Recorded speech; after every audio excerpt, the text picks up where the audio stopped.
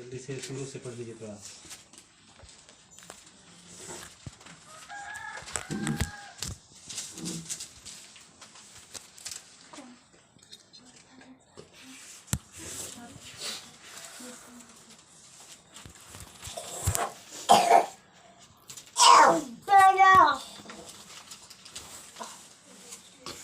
पढ़िए। कितना अध्याय? 11 अध्याय।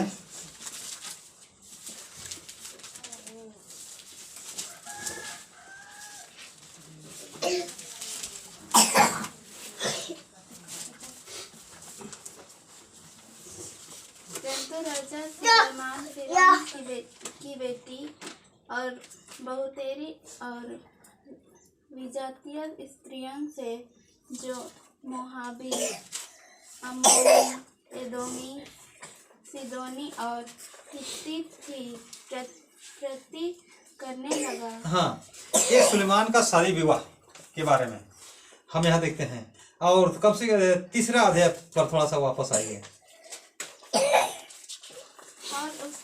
और उसके साथ तीसरा अध्याय 3 अध्याय है।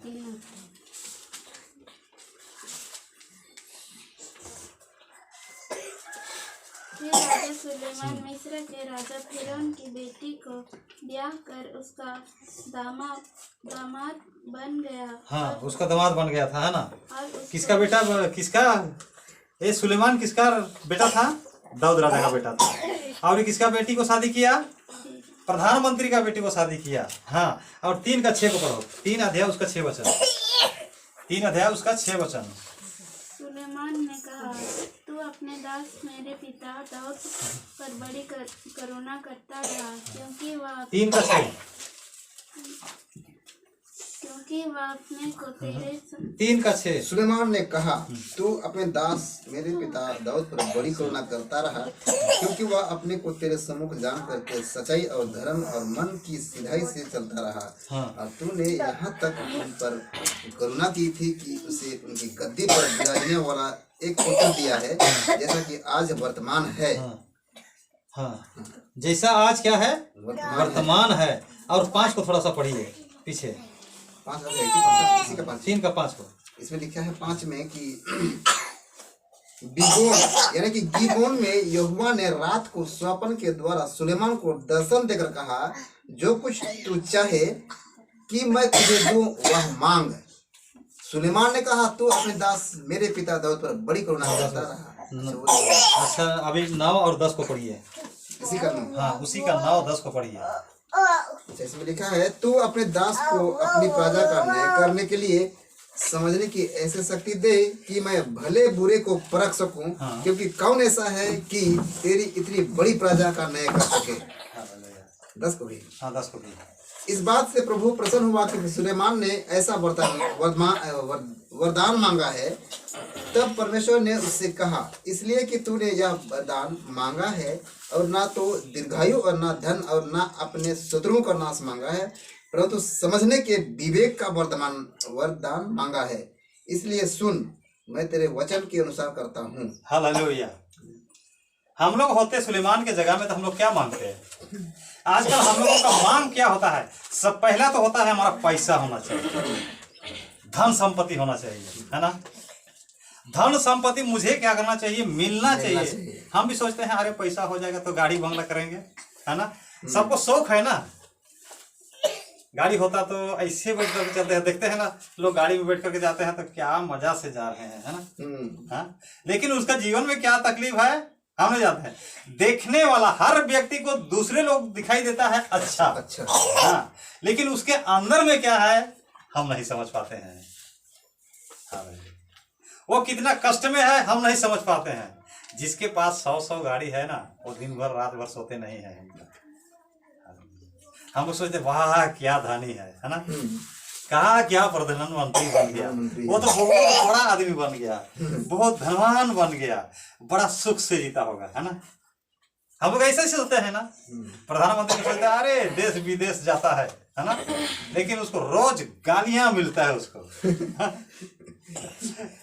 आज कम से कम लाखों लोग उसको रोज गाली देता है। आप बताइए कौन सा जिंदगी बहुत अच्छा होगा? गरीब को कोई पूछता नहीं है, बेचारा ये गरीब है। हाँ? और ज्यादा धनवान हो गया तो हजारों लाखों लोग गालियां देता है, शराब देता है। सलाम देता है। अब ये सुलेमान भी ऐसा ही है। अब ये सुलेमान जब छोटा था तो अपना पिताजी का अधीन में बड़ा हो गया। उसका शादी किसके साथ हो गया? एक मंत्री, प्रधानमंत्री का बेटी के साथ शादी हो गया। और इसके बाद में जब उसको राज करने का समय आ गया तो क्या था, लड़का ही था, मतलब इतना ज्यादा उम्रदार भी नहीं था। तो परमेश्वर से प्रार्थना करने का इतना बात है कि वो परमेश्वर को जानता था, परमेश्वर का भाई मानता था वो व्यक्ति। हाँ, इसीलिए ये 9 और 10 में क्या लिखा हुआ है, उसने क्या मांगा? समझने के लिए विवेक, ज्ञान मांगा। हाँ, क्योंकि परमेश्वर ने उसको कहा था तू मांग, क्या मांगता है मुझसे? तो सुलेमान ने कहा मुझे तो इतनी बड़ी प्रजा तूने दिया है, इतनी बड़ी प्रजा को चलाने के लिए मुझे क्या दे? ज्ञान दे। हाँ, तब परमेश्वर खुश हो गया। वाह, सुलेमान एक ऐसा चीज मांगा है, वो ज्ञान समझने का चीज मांगा है, परमेश्वर खुश हो गया। ज्ञान मांगने वाले को परमेश्वर क्या करता है? खुश हो जाता है। एलिया भी, जब एलिसा क्या मांगा था, जब ये लोग नदी पार कर रहे थे, पार हो गए, अब उसको स्वर्ग में उठा लिए जाने का समय आ गया। ये जान गया एलिसा कि आज जो कि है ना, मेरा ये स्वामी चला जाएगा, मेरा गुरु क्या हो जाएगा, आज तो लुप्त हो जाएगा, चला जाएगा ये तो। अब वो उसके पीछे पीछे, क्योंकि वो आखिरी पल था, आखिरी समय था उसके लिए, जिंदगी में फिर कभी मिलने का नहीं है। इसलिए वो भूख प्यास, खाना पीना, अपना घर परिवार सब कुछ छोड़ करके अपना गुरु के पीछे पीछे चला। पीछे चला है क्या हासिल करने के लिए? कि आज ये उठा लिया जाएगा। एक होता है ना, ये क्या होते हैं, शोक, माने जुदा होने का। जो लोग बेटी लोगों को विदा देते हैं, बेटी लोग को विदाई का जो समझते हैं, वो लोग कितने लोग समझते हैं? आप बेटी को विदाई दिए हैं? दिए ना आप? हाँ, कैसा लगा आपका दिल बेटी को जब विदा दिए? हाँ, आंसू बहाए होंगे। हाँ, देखिए वो क्यों आंसू बहाया? दुख से नहीं, अलगाव का। तो वैसा ही उसका जीवन में भी जो लोग अपना बेटी को विदा दिए हैं, उनको समझ में आएगा कि ये जो कि है ना, एलिया और एलिसा के बीच में किस तरह का रिश्ता था। तो इसीलिए ये एलिसा जो कि है ना, पीछे पीछे दौड़ता है। एलिया बोलता है कि नहीं, तुम यहीं रुको, नहीं, तेरे जीवन का शपथ, मैं तुझे छोड़ने का नहीं, जहां जहां तू जाएगा वहां जाऊंगा। वो पीछे पीछे चला। अब आखिरी समय आ गया है, वो लोग जहाँ जाना था वो आखिरी स्थान पर छोर तक पहुंचे। तब बोला एलिया तू मांग, क्या मांगता है? तेरे अंदर जो आत्मा है मुझे 2 गुना आत्मा चाहिए। अब देखिए, वो चाहता तो बहुत सनो सौगात वाला चीज को मांग सकता था ना, मैं बड़ा धनवान बन जाना चाहिए, ऐसा चीज मांग सकता था। लेकिन धन दौलत को एक साइड में रख दिया, क्योंकि धन दौलत का जो चीज होता है वो क्या होता है, मनुष्य को पतान कर देता है, पतान कर देता है। वो मनुष्य को परमेश्वर के साथ चलने नहीं देता है। कारण क्यों? आप लोग जानते हैं, कोई भी चीज नुकसान हो जाने के बाद जो कि ना, आदमी हताश होता है कि नहीं होता है? संसार का कोई चीज आपने हासिल किया है, आपके पास है, मतलब चोरी हो गया, गुम हो गया, कोई छीन लिया, तो आप हताश नहीं होंगे? ये संसार का चीज जो कि है ना, मनुष्य को हताश करने वाली चीज होती है। और इसमें ये लोग मन नहीं लगाया, पौलुस भी मन नहीं लगाया। इसलिए पौलुस क्या कहता था, क्या संसार का धन दौलत, क्या संसार की चीजें वस्तुएं, क्या मृत्यु, क्या जोखिम परमेश्वर का प्रेम से हमको अलग कर सकता है? क्योंकि ये सब चीजों को तो छोड़ दिया साइड में। और एलिया भी वैसा ही, एलिसा भी वैसा ही, ये सब चीजों को छोड़ करके क्या किया, तेरे अंदर जो 2 गुना आत्मा मिले। और ये सुलेमान ने भी क्या मांगा, मुझे समझने के लिए बुद्धि और ज्ञान, और परमेश्वर खुश होकर उनको क्या दिया, वैसा ही बुद्धि और ज्ञान दे दिया। अब इसके बाद में क्या हो गया, सुलेमान के पास क्या क्या हो गया। अब यहाँ देखिए, ये 10 अध्याय में अगर देखेंगे तो यहाँ तो क्या क्या सोना चांदी सब कुछ आ गया। बहुत कुछ मिला। थोड़ा सा उसको पढ़ दीजिए। 10 का। हाँ 10 का 14 से।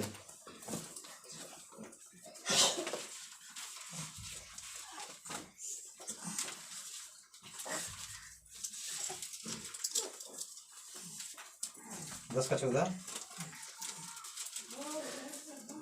में लिखा है, जो सोना प्रति 100 सुलेमान के पास पहुंचा करता था, उसका तौल 666 की कार था।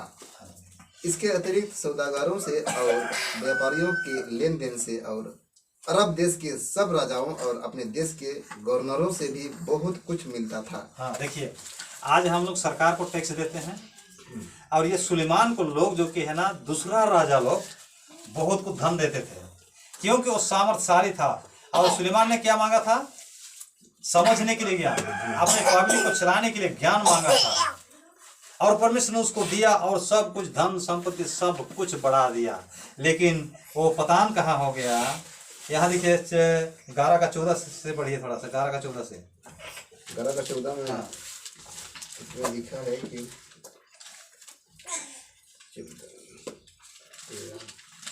तब यहोवा ने एदोमी हदद को, जो एदोमी राजवंश का था, सुलेमान का शत्रु बन गया। हालेलुया। देखिए शत्रु कब बन गया? आप 4 वचन को पढ़िए। 11 का 4 को पढ़िए। 11 का 4 4 में लिखा है, अतः जब सुलेमान बूढ़ा हुआ, अतः जब सुलेमान बूढ़ा हो गया, लेकिन बुढ़ापे में वो भटक गया, तब उसकी स्त्रियों ने उसका मन पराये देवताओं की ओर बहका दिया। हालेलुया। देखिए उसका स्त्री लोग क्या किया? दूसरा और भटका दिया। हालेलुया। इसीलिए प्रियो, थोड़ा स्त्री लोग भी थोड़ा चौकस रहना चाहिए, पुरुष लोग भी चौकस रहना चाहिए। हालेलुया। स्त्री लोग क्या कर दिया? पति को भटका दिया।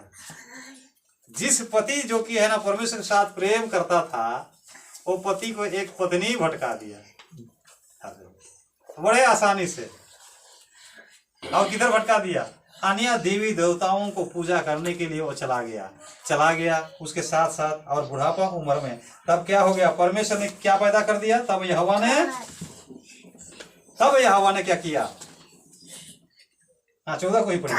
14 का ना? हाँ उसी का 14। 11 का 14 ना? हाँ, इसमें लिखा है, तब यहोवा ने एदोमी हदद को, जो एदोमी राजवंश का था, सुलेमान का शत्रु बना दिया, क्योंकि जब दाऊद एदोम में था और योआब सेनापति मारे हुओं को मिट्टी देने गया, योआब तो समस्त इस्राएल समेत वहां 6 महीने रहा। बस इतना ही था। देखिए एदोमी वंश का था, सुलेमान का शत्रु बना दिया। ये बुढ़ापे समय में परमेश्वर से भटकने के बाद क्या पैदा हो गया? पूरा जिंदगी भर, बचपन से लेकर के आधा उम्र से ज्यादा तक, बुढ़ापे तक जो कि ना परमेश्वर के साथ चलता रहा। लेकिन ये जो कि ना परमेश्वर का वचन पर स्थिर न रहने के कारण से उसको भटकाने वाला कौन है? उसका पत्नी। उसका पत्नी ने क्या किया? अन्य देवी देवताओं को उपासना करने के लिए उकसाया उसको। क्या हो गया? सुलेमान का दुश्मन पैदा हो गया। और इसके बाद में जो कि ना क्या होगा? सुलेमान मरते ही उसका बेटा लोग जो कि ना सुलेमान के समान जहाँ जो राज करता था, राज्य नहीं कर पाया है। वहाँ 2 विभाजित हो गया। वहाँ बांटते लोग जो कि ना, ये यहूदी पंथ का जो कि ना क्या हो गया? खत्म हो गया और ये लोग गुलाम बन गए। हालेलुया। जिस यहूदी पंथ का मूल पिता सुलेमान दाऊद है, वो लोग क्या हो गए? धीरे धीरे खत्म हो गए और ये लोग रोमन शासन का गुलाम बन गए। देखिए सुलेमान इतना शक्तिशाली राजा था कि अरब देश का लोग, दूसरा देश का लोग सुलेमान को सोना चांदी देते थे। क्या में? टैक्स में। टैक्स दे देते थे सुलेमान को। इतना प्रभावशाली था सुलेमान। लेकिन जब ये परमेश्वर का वचन से दूर होने के बाद क्या हो गया? धीरे धीरे अब यहूदी जाति को देखिए तो क्या हो गया? पतान हो गए, सब खत्म हो गया और ये लोग गुलाम बन गए। परमेश्वर का वचन से दूर होने का मतलब है कि हम गुलाम बनने की ओर जा रहे हैं, ऊपर बढ़ने की ओर नहीं जा रहे हैं, परंतु नष्ट होने की ओर जा रहे हैं। जो लोग परमेश्वर से शत्रुता करते हैं वो लोग निश्चय नष्ट होने की ओर जा रहे हैं। आज इसलिए हम लोग प्रार्थना करें, हमारा कितने ही भाई लोग हैं, कितने ही बहन लोग हैं, हमारा कितना जात भाई लोग हैं, वो लोग आज परमेश्वर को नहीं जानते हैं, वो परमेश्वर का विरोध करते हैं। उसके लिए हमें परमेश्वर से प्रार्थना करना है। कितने लोग प्रार्थना करेंगे अपने भाई बंधुओं के लिए, अपने जात समुदाय के लिए कितने लोग प्रार्थना करेंगे? हाथ उठाइए। हालेलुया। परमेश्वर का धन्यवाद हो। अपने परिवार के लिए, अपने जात के लिए, अपने गांव के लिए प्रार्थना कीजिए। वो नष्ट ना हो, परमेश्वर हमको बचाया, वो लोग भी बच जाएं। प्रभु का धन्यवाद हो। परमेश्वर वचन को आपको देता है, आशीष देवे। गीत गाएं इस समय, हम लोग अर्पण दें। धन्यवाद प्रभु। जो इतना भाई गीत गाएं, सभी लोग खड़े हो जाएं, बेटा अर्पण करें।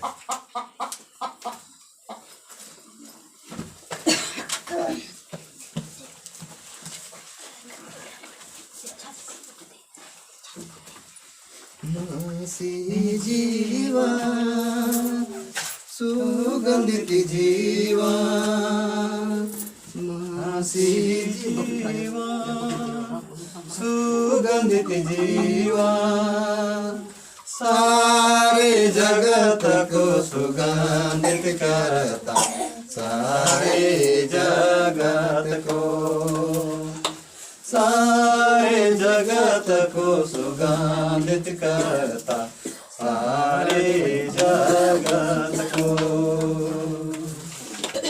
मासी जीवा सुगंधित जीवा, मासी जीवा सुगंधित जीवा, सारे जगत को सुगंधित करता, सारे जगत को, सारे जगत को सुगंधित करता, सारे जगत को।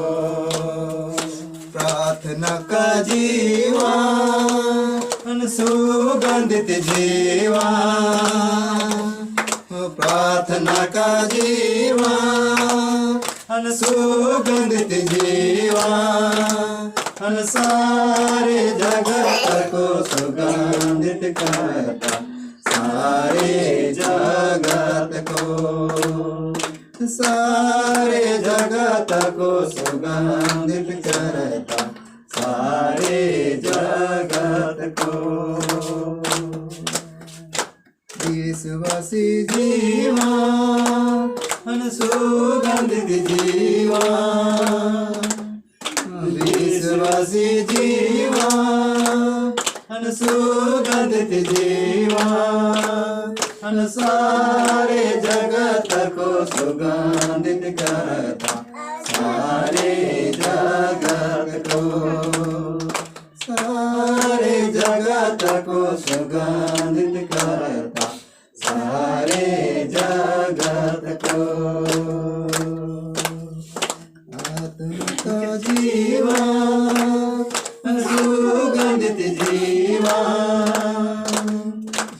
आत्मा का जीवा सुगंधित जीवा, सारे जगत को सुगंधित करता, सारे जगत को, सारे जगत को सुगंधित करता, सारे जगत को। धन्यवाद।